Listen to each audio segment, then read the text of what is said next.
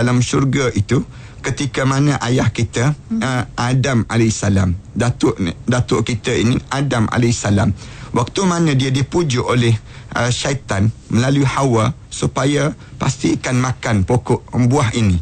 Allah dah pesan dah awal-awal dahulu. Kamu boleh makan, kamu makan dan minum, tapi wala taqraba hadhihi syajarah fatakuna minaz zalimin. Kalau kamu makan juga pokok ni, daripada buah pokok ni, kamu akan jadi orang yang zalim. Fa'azallahum asyaitanu anha. Tapi sayangnya syaitan ini telah merosakkan Nabi Adam alaihissalam tadi. Pokok ni dah ada ke? Ulama-ulama kata dah ada. Dah ada sampai hari ni. Semenjak daripada zaman Nabi Adam alaihissalam sampai hari ni Allah telah sediakan pokok ini. Pokok Al-Khuld dipanggil demikian. Pokok ni pokok yang penuh dengan keabadian. Sejak zaman Nabi Adam sampai hari ini sedang menunggu saat masuknya ahli-ahli syurga Allah. Bahkan diceritakan pokok ini juga yang tempat berada teduhan Nabi Ibrahim alaihissalam. Kalau kita baca dalam satu peristiwa Isra' Mi'raj Rasulullah sallallahu alaihi wasallam, dalam hadis Rasulullah sallallahu alaihi wasallam pernah dalam peristiwa Isra' Mi'raj. Hadis ini hadis yang diriwayatkan oleh Ibn Mas'ud radhiyallahu anhu. Dia sebut Rasulullah sallallahu alaihi wasallam bersabda, "Laqitu Ibrahim lailatul usriya bi faqala ya Muhammad aqri ummataka minni salam."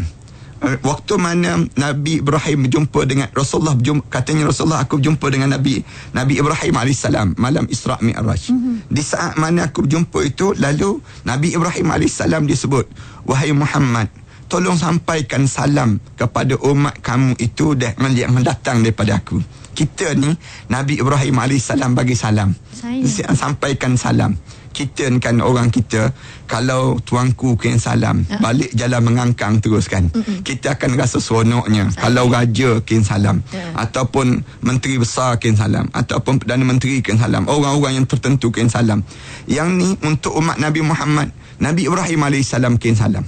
Bila bagi salam, kirim salam ni Rasulullah sebut, minnis salam, daripada aku salam, wa akhbirhum annal jannah. Bila dikabarkan salam ini dalam peristiwa Isra' Mi'raj itu, kabarkan pada umat kamu itu syurga,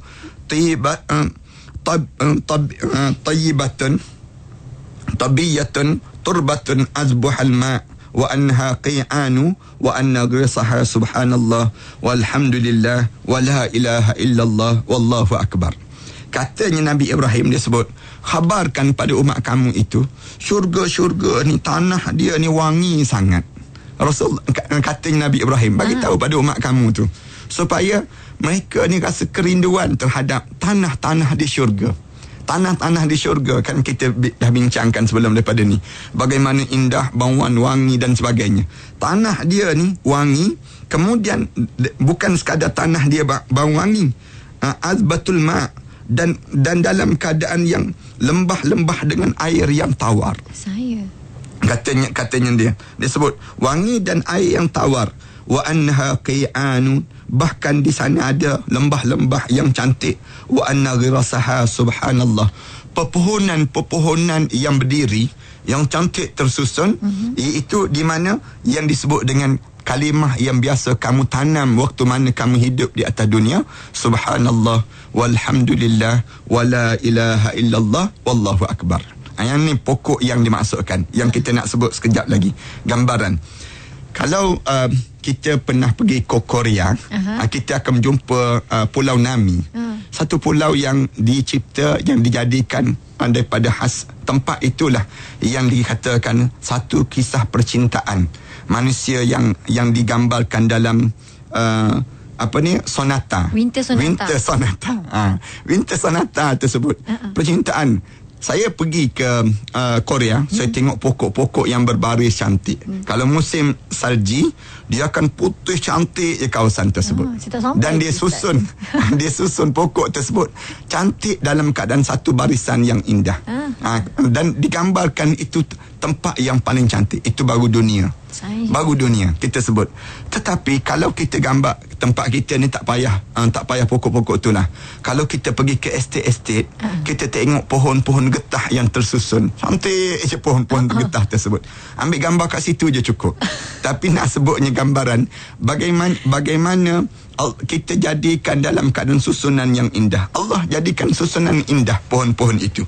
Tapi pohon dalam syurga ini, sifat dia yang digambarkan dalam hadis Rasulullah cerita tentang pokok-pokok dalam syurga ni banyak. Di antara riwayat Abu Hurairah lagi. Sebelum kita nak cerita sifat bagaimana pokok-pokok itu, yang diriwayatkan oleh Abu Hurairah, dia sebut Rasulullah pernah bersabda, inna fil jannah syajaratan yasirur rakib fi zilliha mi'ata sanatin iqra'u in syi'tum wa dhillim mamdud. Rasulullah kata, dalam syurga tu, katanya Rasulullah, ada satu pokok yang kalau kamu berjalan dengan kuda yang paling laju itu, perjalanannya memakan masa selama lebih kurang 100 tahun. Rasulullah kata, kalau kamu nak faham terhadap ayat ni, bacalah ayat Al-Quran Karim, wa zillim mamdud, wa zillim mamdud, dalam surah Al-Waqi'ah ayat yang ke-30 tu. Kamu baca ayat tersebut dan naungan yang terbentang luas yang Allah jadikan tersebut. Bila diceritakan keadaan ini, Rasulullah cerita keadaan ini, ada seorang sahabat nama dia Ka'ab. Dia sebut, Rasulullah sebut begitu. Katanya dia, ya, Rasulullah sebut demikian.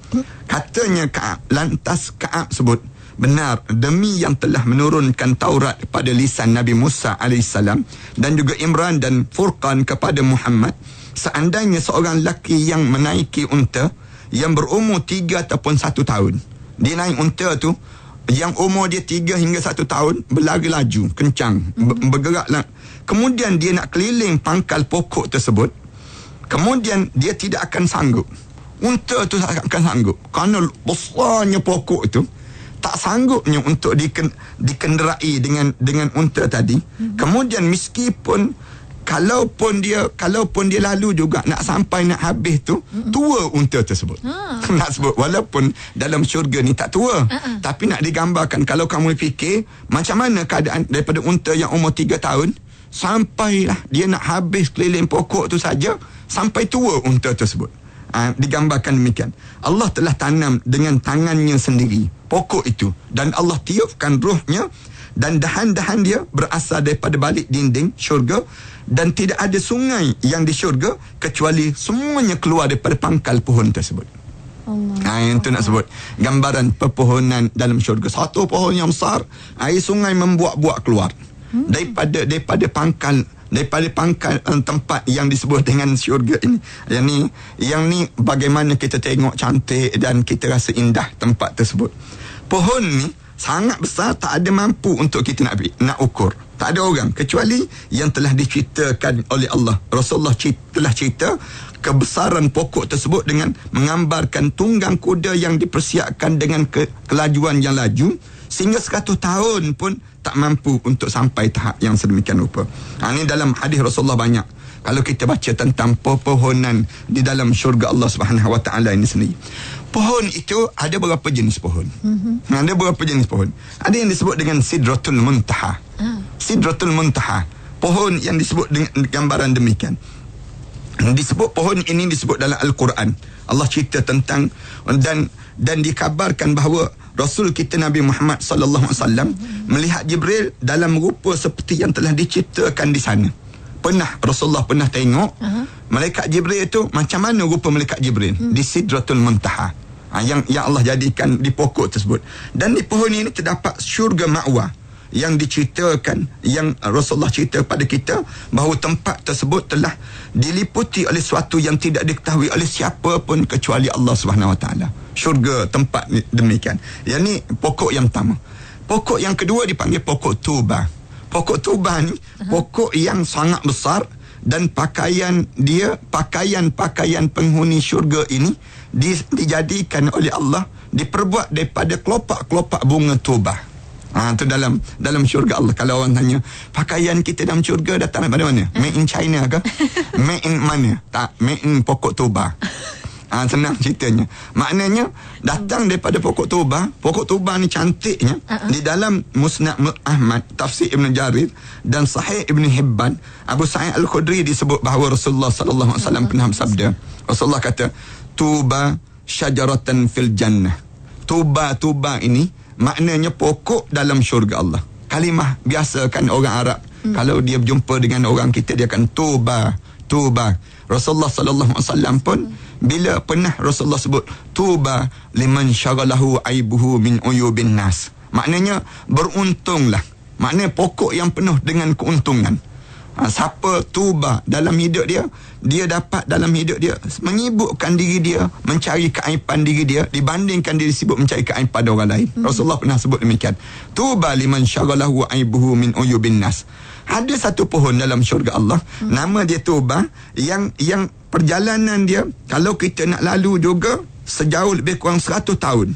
Siyabu ahlil jannah takhruju min akmamiha. Rasulullah kata pakaian ahli syurga tu keluar daripada kelopak-kelopak pokok-pokok tuba tersebut. Kelopak-kelopak bunga yang keluar daripada tersebut. Rasulullah pernah satu kali Rasulullah duduk dengan sahabat-sahabat. Sebelum kita berhenti sekejap nak sebutnya, Rasulullah duduk dengan sahabat-sahabat. Tengah-tengah Rasulullah duduk dengan sahabat-sahabat, tiba-tiba ni hadis yang diriwayatkan oleh Abdullah bin Amr. Dia sebut, dia tengah-tengah Rasulullah duduk dengan sahabat-sahabat ni, ada seorang lelaki Arab Badui. Dia datang berjumpa dengan Rasulullah. Dia sebut, ya Rasulullah, ceritakan pada kami pakaian syurga ya Rasulullah. Apakah dia makhluk yang diciptakan ataupun dijahit ataupun datang daripada mana ya Rasulullah? Arab Badui ni tanya Rasulullah. Tengah-tengah Rasulullah duduk dengan sahabat-sahabat, tiba-tiba Arab Badui ni tanya, ya Rasulullah, pakaian ahli syurga ni dia dijahit ke? Kemudian dia dibuat daripada siapa? Kemudian datang daripada mana ya Rasulullah? Bila ditanya soalan demikian, ramai di kalangan sahabat-sahabat ni ketawa. Sahabat-sahabat ni ketawa. Alah, tanya soalan bodoh tanya. Soalan macam soalan yang orang tak patut tanya. Bila sahabat-sahabat ni tertawa, Rasulullah tanya balik, apa yang kamu tahu? Kenapa kamu tahu? Rasulullah tanya balik, kenapa kamu tanya? Kamu tahu? Kamu ingat soalan ni soalan bodoh? Yang ditanya pada orang yang alim sebagaimana aku ini. Rasulullah sallallahu alaihi wasallam sebut, soalan yang ditanyain, kata Rasulullah, sahabat-sahabat terdiam. Lalu Rasulullah pembalik pada soalan tadi. Rasulullah kata, mana orang yang tanya tadi? Rasulullah tanya balik, mana orang yang tanya tadi? Lalu orang tersebut kata, saya ya Rasulullah. Orang Arab Badui, dia tak pandai ada adab, tak pandai di sudut. Orang kampung, bagaimana tanya soalan direct saja. Kemudian Rasulullah kata, siapa yang tanya tadi? Lalu dia jawab, saya Rasulullah. Rasulullah sebut balik, tidak, tapi dia keluar. Maksudnya Rasulullah kata, apa yang kamu maksudkan pakaian jahitan itu untuk ahli syurga ni, keluar daripada mana? Daripada buah syurga. Rasulullah ulang jawapan itu 3 kali. Daripada pokok tuba, daripada pokok tuba, daripada pokok tuba, kata Rasulullah.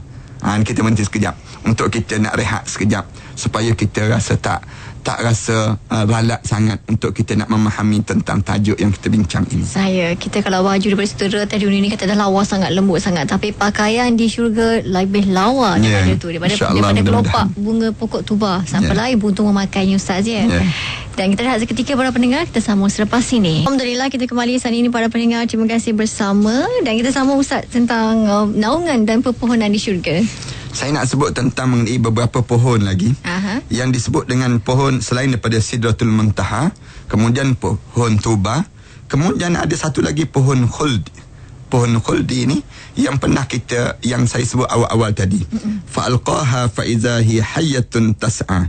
Waktu mana Allah berfirman, lalu dilemparkan tongkat itu, tiba-tiba menjadi seekor ular yang merayap dengan cepat. Daripada Abu Hurairah radhiyallahu anhu disebut, Rasulullah sallallahu alaihi wasallam bersabda, Rasulullah kata apa dia? Inna fil jannah la syajaratan yusirur rakib fi zilliha mi'ata amin ma yaqta'uha syajaratul khuld, kata Rasulullah. Rasulullah kata, dalam syurga tu ada pohon. Bila seorang yang bergerak dalam pohon, di pohon tersebut bergerak dengan penuh kelajuan dalam keadaan yang di bawah naungan 100 tahun, kata Rasulullah, dan tidak akan mampu kita nak laluinya, tak mampu untuk kita nak bergeraknya, iaitu pohon khuld, kata Rasulullah, yang saya sebut bentar tadi.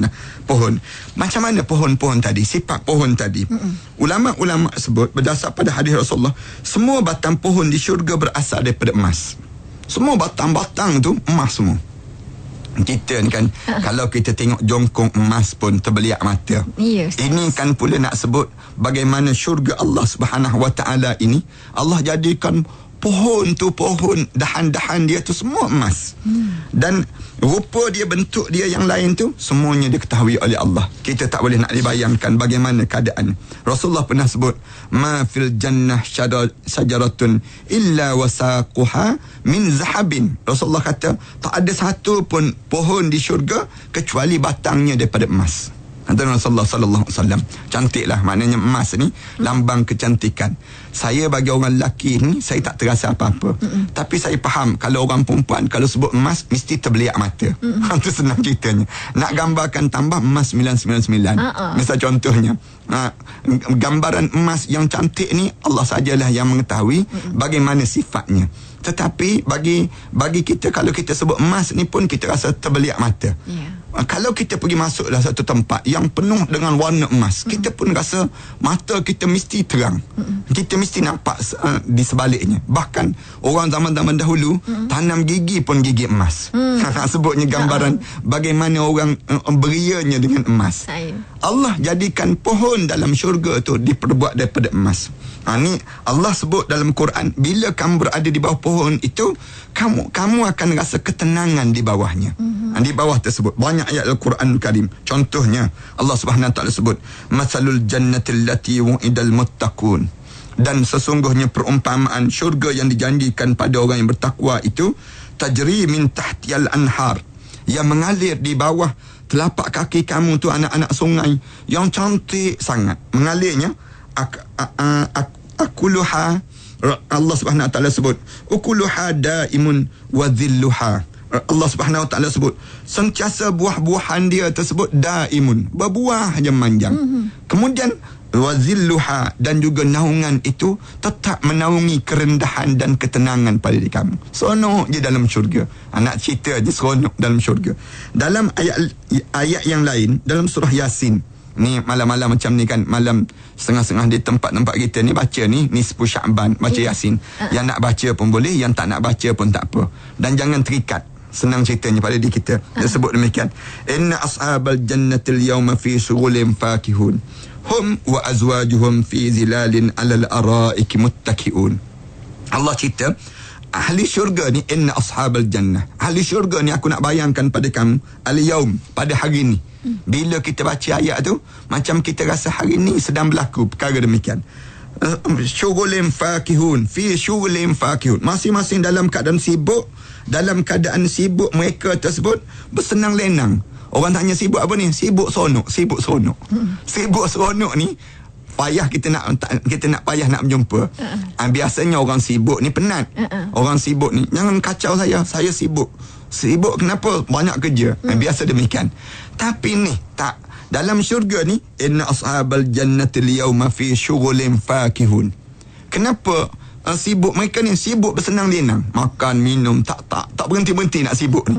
Kemudian hum wa azwajuhum, mereka ahli syurga ni, mereka dan juga pasangan hidup mereka fi zilalin alal araiki muttaki'un, dengan pasangan tu duduk letak tapak tangan tu, masing-masing duduk termenung begitu. Duduk masing-masing meletakkan tangan tu dalam keadaan yang sandar menyandar. Sandar menyandar masing-masing. Kan kita tengok orang yang romantik macam mana. Orang yang duduk ni, kalau kita tengok cerita-cerita Hindustan lah konon-kononnya.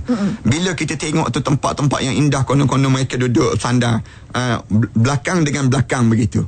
Ataupun masing-masing duduk dalam keadaan yang memandang muka, tak berhenti-henti. Kerana tak sempat pun di dunia nak memandang begitu. Tapi bila berada dalam syurga, Allah Subhanahu Wa Taala sebut hum wa azwajuhum fi zilalin alal araiki muttaki'un. Ni ayat yang Allah kata masing-masing duduk di bawah naungan itu dalam merasa ketenangan dan keseronokan dalam syurga Allah Subhanahu Wa Taala. Dalam ayat yang lain Allah Subhanahu Wa Taala sebut wadaniyatan alaihim zilaluha wa zullilat kutufuha tazlila. Allah sebut di bawah pokok-pokok tadi, ahli-ahli syurga ni duduk ni dalam keadaan yang masing-masing mendekatkan di antara satu sama lain. Tak duduk jauh lah, maknanya hidung dengan hidung sekarang ceritanya. Masing-masing duduk dalam keadaan nak tengok di antara satu sama lain. Kemudian dekat mereka tersebut dimudahkan untuk masing-masing dahlah duduk dekat tersebut, turun buah-buah. buah-buah dekat mereka ni untuk makan buah-buah tersebut. Qutufuha tazlila. Masing-masing rasa makan, makan. Begitu senang ceritanya. Tak adalah rasa susah, berpeluh, penat dan sebagainya. Tak ada. Ahli syurga Allah. Allah cerita demikian. Allah sebut lagi, wa min dunihima jannatan. Allah sebut, dan dalam syurga tu ada dua lagi jannatan, syurga-syurga yang indah. Fa bi ayyi ala'i rabbikuma tukadziban. Nikmat mana lagi yang kamu nak dustakan wahai hamba-hamba aku ni? Kemudian Allah kata mudhammatan. Kedua syurga tu kelihatan hijau tua warnanya. Rasulullah Allah kata syurga tu nikmatnya dia macam hijau yang mudhammatan. Allah kita ceritanya dalam keadaan yang hijau tua warnanya. Dalam syurga Allah. Kenapa demikian? Yang kelihatan hijau tua warna tu dalam tafsir As-Sabuni dia sebut yang mempunyai pohon-pohon dan buah-buahan, iaitu macam dahan-dahan yang macam berbeza-bezalah, pokok-pokok buah-buahan yang bermacam-macam. Ayat tersebut mengkhususkan penyebutan dahan-dahan utama kerana dia berdaun dan berbuah daripada yang menaungi buah-buah yang mudah dipetik. Ni kita boleh faham senang. Tapi yang Allah Subhanahu Wa Taala sebut mudhammatan, yang kelihatan hijau tua warnanya dalam syurga ni, iaitu kelihatan hampir-hampir hitam. Kerana apa dia? Kerana nikmatnya dalam syurga tadi, buah-buahan tadi, kerana sangat hijau dan subur dalam syurga Allah. Itu yang dimaksudkan mudhammatan. Maknanya gebu-gebu je. Macam kita tengok buah mempelam tu, kalau dia gebu tebal, kemudian sedap, kita tengok mesti sedap ni. Kalau masuk dalam mulut ni, satu mulut je kita rasa nak makan. Demikian. Nak gambarkan tentang nikmatnya dalam syurga. Dan masuk kedua hijau yang sangat hijau tu, ada pun warna yang hijau dan disebabkan warna hitam itu disebabkan kesuburan dan banyaknya air yang ada dalam buah tersebut. Ini gambarkan. Saya nak sebut panjang pun telan air liur je. Lebih baik untuk kita nak gambarkan macam buah queenie, macam buah-buah yang indah itu. Kan kita rasa nikmatnya keadaan demikian. Bagaimana pohon-pohon ini boleh tumbuh? Pohon-pohon boleh tumbuh. Dan bagaimana untuk kita nak dapat pohon-pohon sebegini? Rasulullah sallallahu alaihi wasallam pesan pada kita, banyakkan di atas muka bumi ini mulut kita sebut Subhanallahil azim wa bihamdih wurisat lahu naqlatun fil jannah. Rasulullah kata, kalau mulut kamu sebut Subhanallahil azim wa bihamdih, tak ada benda yang lain.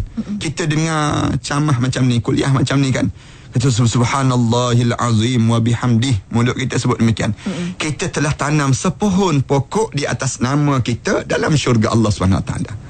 Senang je nak dapat pepohonan ini. Maknanya kalian yang mendengar, kalian yang melihat dalam FB ni, misal contohnya, jangan kita tertinggal daripada mulut kita sebut je memanjang dalam hidup kita. Subhanallah wa bihamdih adada khalqih wa ridha nafsih wa zinata arsyih wa midada kalimati. Ataupun sebutlah dalam hadis yang lain, Rasulullah kata wa anna ghirasaha subhanallah walhamdulillah wa la ilaha illallah wallahu akbar. Mulut kita ni lazimkan demikian. Kalimah yang khafifatan alal lisan, ringan je mulut kita sebut, tapi sakilatan alal mizan, tapi berat timbangan di padang mahsyar nanti apa dia yang disebut dengan kalimah ini, subhanallah walhamdulillah wala ilaha illallah wallahu akbar. Ajar pada diri kita. Ramai kan orang-orang kita ni, dia suka sangat dia duduk mulut dia sebut dia sebut dia melayan je. Kadang-kadang jari dia tu tergerak-gerak atas steering tu kan. Rugi. Satu kerugian kalian lakukan demikian. Satu benda yang paling indah, mulut kita sebut subhanallah walhamdulillah wala ilaha illallah wallahu akbar. Subhanallah walhamdulillah wala ilaha illallah wallahu akbar. Tumbuh pokok. Pokok tu pula nama kita. Nama kita. Nama Siti misal contoh. Amin. Demikian. Ataupun nama Ahmad. Maknanya nama-nama kita ni ditumbuh di atas pokok-pokok tadi. Pokok-pokok yang kita tanam semenjak di dunia ini. Sebab itulah kita nak faham sikit lagi. Kenapa kita kena sebut yang ni? Kerana zikir-zikir ini merupakan nafkah bangunan dalam syurga Allah. Mulut kita ni jangan terhenti daripada zikir. Saya sering kali sebut, bila kita hidup dalam kandungan ibu, kita hidup dalam air. Kalau air itu pecah air ketuban dipanggil, lemas kita akan mati kelemasan dalam kandungan ibu. Kita tak hidup dengan gambaran di dunia, dalam kandungan ibu. Tapi hidup di dunia, kita tak hidup dalam air. Cuba masuk dalam air, lemas kita. Tapi kita hidup dengan oksigen. Tetapi bila kita mati, kita tak perlu lagi air, kita tak perlu lagi yang dimasukkan dengan oksigen. Tetapi bila kita masuk dalam kubur, kita perlu pada zikir. Zikir ini menjadikan diri kita untung dalam syurga, dalam kubur, keuntungan waktu mana kita bangkit di padang mahsyar, dan keuntungan kita dalam syurga Allah. Lalu jangan berhenti daripada berzikir. Ala bizikrillahi tatmainnul qulub. Hendaklah kamu biasakan dalam diri kamu untuk kamu sentiasa berzikir, kerana dengan berzikir menenangkan hati kamu. Allah jadikan demikian. Tenang hati kat mana? Tenang di dunia. Tenang kita di dunia. Kita tengah gopoh gapah je. Nanti kita nak pergi ke airport, misal contoh, dalam keadaan sesak jalan. Cuba kita berzikir. Sebut je mulut kita, ya Allah, ya Allah, ya Allah, ya Allah, ya Allah, ya Allah, ya Allah, ya Allah. Kita sebut hanya tu, lapang je dada kita. Itu di atas dunia. Dalam kubur nanti, bila kita nak meninggal dunia, kita zikir Allah, Allah, Allah. Mulut kita tak terhenti. Kemudian dalam kubur nanti, zikir ini menjadi kekuatan pada diri kita. Kemudian dalam kubur dia jadi oksigen sebagaimana hidupnya atas dunia. Tak ada zikir, tak ada. Sebab tu saya tengok rugi orang kita kan, ramai tempat yang termenung. Masing-masing termenung. Kadang-kadang tak ada kerja, main game. Rugi kita. Patutnya kita tak ada kerja, kita hanya dalam keadaan yang kita menyebut nama Allah. Kita tak ada kerja, cari geng untuk nak mengumpat. Cari orang nak kita bercakap hal orang lain. Rugi kita. Bila kita tak ada kerja, mulut kita ni ajar pada untuk kita melatihkan zikir dan zikir. Kenapa zikir? Kerana zikir ini menjadikan nafkah untuk bangunan binaan tempat yang indah dalam syurga Allah Subhanahu Wa Taala nanti. Dalam satu hadis Rasulullah sallallahu alaihi wasallam, antara hadis Rasulullah sebut begini, man ghada ila al-masjid aw raha a'adda Allahu lahu fil jannah nuzulan kullama ghada aw raha. Rasulullah sallallahu alaihi wasallam sebut, siapa yang berjalan ke masjid pagi ataupun petang, dia pergi ke masjid, auraha a'addallahu lahu fil jannah, Allah telah sediakan bangunan-bangunan yang cantik-cantik dalam syurga ni. Setiap tapak langkah dia tu yang dia berzikir untuk nak pergi masjid tadi, binaan-binaan untuk dalam syurga Allah SWT. Sejauh mana? Lagi kita jauh daripada masjid, lagi banyak binaan yang sedang kita bangunkan. Lagi indah bangunan yang kita bangunkan dalam syurga Allah. Tapi janganlah kita berkeluh kesah. Kita kata, jauh Ustaz, rumah saya depan masjid. Jauh Ustaz, tempat saya nak pergi solat berjamaah. Jauh kita, tak payah. Jangan berkeluh kesah, kerana setiap langkah kita tersebut, kita sedang berzikir. Dan zikir kita ini, Allah binakan binaan dalam syurga Allah, bangunan yang terindah untuk diri kita. Ini kalau kita tahu kelebihan yang sedemikian rupa dalam kehidupan kita. Kemudian ada orang tanya, apakah dalam syurga tu ada pertanian dalam syurga? Kita sebut tentang pokok-pokok tadi. Abu Hurairah meriwayatkan bahawa pada satu hari Rasulullah bercerita pada kami, Rasulullah duduk dengan kami, sedang waktu itu ada seorang lelaki yang badui juga ikut hadir sama dalam ceramah-ceramah Rasulullah. Rasulullah ni kalau dia duduk dengan sahabat-sahabat, dia suka cerita tentang mengenai bagaimana future dalam hidup kita ni, macam mana masa depan nanti, keadaan yang akan berlaku. Kenapa Rasulullah cerita tentang syurga? Kenapa Rasulullah cerita tentang neraka ni? Cerita tentang syurga nak suruh timbulnya rohbah. Perasaan kita rasa naknya syurga, macam manalah yang digambarkan cantik sangat ini. Sebagaimana kita kan, kalau kita balik daripada satu tempat yang cantik, kita kata cantiklah tempat tu, begini. Tentu ada orang lain lagi yang rasa nak pergi tempat tersebut. Ini Rasulullah, dia pernah ditunjukkan syurga oleh Allah. Bila dia pernah tunjuk, lalu dicerita pada sahabat-sahabat, Rasulullah sallallahu alaihi wasallam sebut, ada seorang lelaki dan penghuni syurga, dia minta izin daripada Allah untuk bercucuk tanam dalam syurga. Dan ada seorang lelaki yang pelik sikit. Dalam syurga diminta, ya Allah, aku ni dalam syurga ni nak bercucuk tanam, ya Allah. Pokok dah banyak dah. Pokok dah banyak dah. Tanya. Lalu Allah tanya pada dia, bukankah kamu telah mendapat apa yang kamu telah kendaki? Allah tanya balik dia, kamu ni pelik betul lah. Kan kamu dah dapat dah benda apa, kamu tak perlu cucuk tanam lagi dah dalam syurga. Mungkin orang kampung yang hidup macam ayah kita, mak kita kan, kalau dia datang ke bandar, dia rasa rimas. Tak boleh. Kadang-kadang kalau mak kita, ayah kita yang tenaga dia kuat lagi, dia dah pencen dah, dia tengok je tanah kosong tu, mesti dia cucuk tanam. Kadang-kadang ditanam serai, ditanam macam-macam gaya kat rumah kita dekat bandar. Kita pun pelik, mak tanam apa ni mak, kita tanya. Tapi orang dia kata, alah nak berpeluh sikit, nak keluar. Ahli syurga ni ada PL ni. Ada. Masuk dalam syurga tu, Rasulullah kata ada seorang laki-laki dalam syurga diminta dengan Allah, ya Allah, benarkanlah aku nak bercucuk tanam, ya Allah. Kerana memang habit aku di atas dunia dah bercucuk tanam, misal contohnya menghidupkan bumi. Lalu Allah tanya, kamu nak buat apa lagi? Sedangkan kamu dah dapat apa-apa dah dalam syurga ini.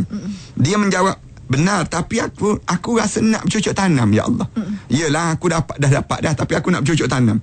Lalu ia bersegera dia cepat-cepat ambil benih-benih, kemudian dia tebarkan benih tadi. Rasulullah sebut, dengan cepat benih tu pun tumbuh. Dalam syurga tu dah tebar, tumbuh je terus. Bila tumbuh, tegak dan jadi, lalu dalam keadaan yang cepat-cepat dia ambil hasil, dapat hasil. Terus petik. Tanaman itu besarnya laksana gunung. Rasulullah kata, tanaman yang ditanam tu dalam syurga tu besar laksana gunung. Rasulullah sebut, Allah berfirman kepada dia, semua itu untuk kamu wahai anak Adam. Semua itu untuk kamu wahai anak Adam. Sesungguhnya tidak ada satu pun yang dapat membuatkan kamu puas. Dalam syurga ni banyak benda lagi yang kamu tak puas. Kamu hidup dalam keadaan kamu nak yang tu, nak yang ni. Sabarlah dengan benda yang kita nak di dunia tetapi ditahan oleh Allah. Apa dia? Dalam hidup kita, nak jadi, nak minum arak misal contoh, sabarlah. Nak dalam keadaan lelaki dan perempuan, sabarlah. Maksudnya tunggulah dalam syurga Allah nak sediakan yang jauh yang kamu tak puas dalam hidup kamu. Nak makan ni kan tak puas, tak pernah puas. Berapa ribu ekor ikan dah masuk dalam perut kita ni, kan tak pernah puas dalam hidup kita. Berapa juta beras dah, biji-biji beras dah yang dalam perut kita ni, tak pernah puas dalam hidup. Sabar. Bila kalian masuk dalam syurga, kalian akan rasa nikmatnya syurga ini yang kalian tak akan puas-puas dalam syurga Allah. Tiba-tiba Rasulullah tengah cerita ni, Arab Badui ni tanya Rasulullah. Arab Badui ni tanya Rasulullah, ya Rasulullah, cucuk tanam dalam syurga ini hanya berlaku pada orang Quraisy dan juga orang Ansar saja Rasulullah, kerana mereka ni orang petani Rasulullah. Manakala kami ni pengembala. Kami ni pengembala Rasulullah, sedangkan kami ni bukan petani. Rasulullah dengar tu, Rasulullah tertawa terus. Hadis ni hadis riwayatkan oleh Imam Bukhari radhiyallahu anhu. Maknanya nak sebutnya gambaran, dia kata untunglah orang Quraisy, dia memanglah dia petani. Untunglah orang yang Ansar, dia memang petani. Kita ni orang Arab Badui ni jalan dalam keadaan bawa kambing je memanjang. Maknanya kami bukan cocok tanam. Rasulullah pun tahu terus. Kerana adanya saat-saat yang demikian yang Rasulullah cerita pada mereka di kalangan sahabat-sahabat itu. Ada satu lagi orang tanya, macam mana pohon kurma dalam syurga, Ustaz? Pohon kurma atas dunia ni kan ada pohon kurma yang disukai oleh orang ramai dalam syurga ni, banyak manfaat dan juga banyak nikmatnya. Dan Rasulullah sallallahu alaihi wasallam pun sebut, Rasulullah kata sebaik-baik kurma ajwah. Ajwah ni Rasulullah kata kalian makan 7 biji pagi, setiap pagi kalian tidak akan ditimpa dengan 2 perkara. Yang pertama Rasulullah kata tak kena yang disebut dengan sihir, yang kedua tak kena racun. Kalian tak racun akan kurma ajwah ini akan membunuh racun-racun yang ada. Tapi jangan cuba, tak kena gaya. tak kena gaya, kita kena.